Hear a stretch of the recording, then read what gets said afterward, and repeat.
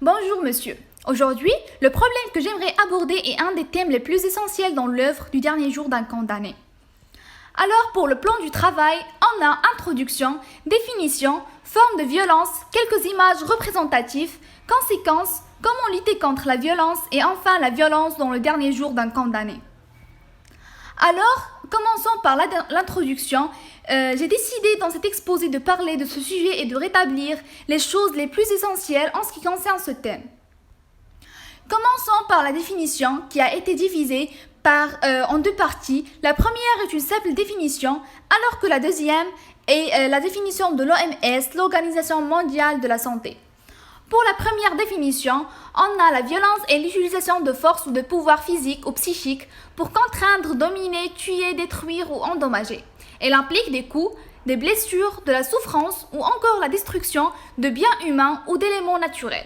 Pour la deuxième définition, la violence est l'utilisation intentionnelle de la force physique, de menaces à l'encontre des autres ou de soi-même, contre un groupe ou une communauté qui entraîne au risque fortement d'entraîner un traumatisme, des dommages psychologiques, des problèmes de développement ou un décès. En second lieu, on va découvrir les formes de violence les plus fréquentées.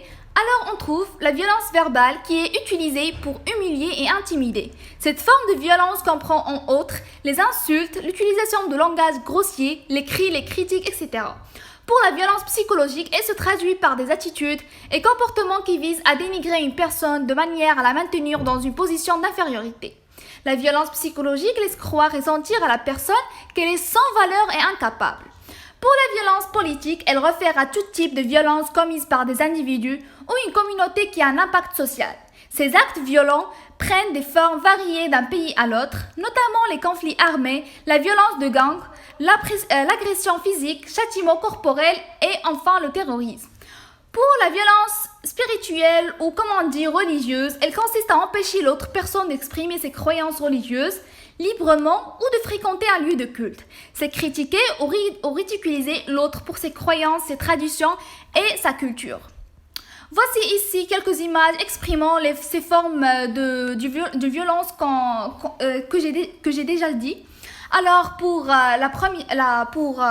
dans les premières images, on voit qu'il y a des protestations et ce qu'on appelle la violence politique. Alors la deuxième est une destruction des maisons des musulmans indiens et on parle ici de violence religieuse. Alors que pour la troisième, c'est une violence conjugale. Je voudrais maintenant continuer avec le point suivant, les conséquences qui a été résumé par agressivité, hyperactivité, difficulté à se concentrer, troubles d'apprentissage, décrochage, scolaire, fugue, délinquance, grossesse à l'adolescence, isolement, dépression, idées suicidaires, risque de se reproduire à l'âge adulte, les comportements des victimes ou des agresseurs selon le cas. Risque de blessures et d'agressions sexuelles, problèmes affectifs et comportementaux analogues à ceux des enfants victimes de mauvais traitements physiques, symptômes du syndrome de stress post-traumatique, crainte, irritabilité, cauchemar, explosion de colère, évidemment des situations rappelant les actes de violence vécus. Finalement, quelques propositions pour lutter contre la violence.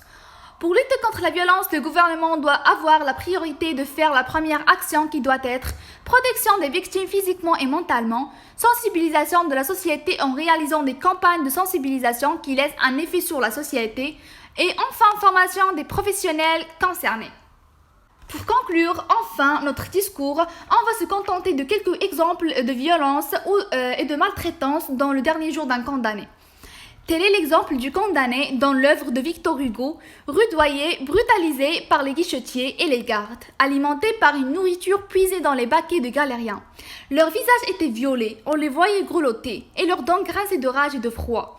L'exemple le plus révélateur est celui du Frioche qui, après sa libération, partait à la quête d'un travail.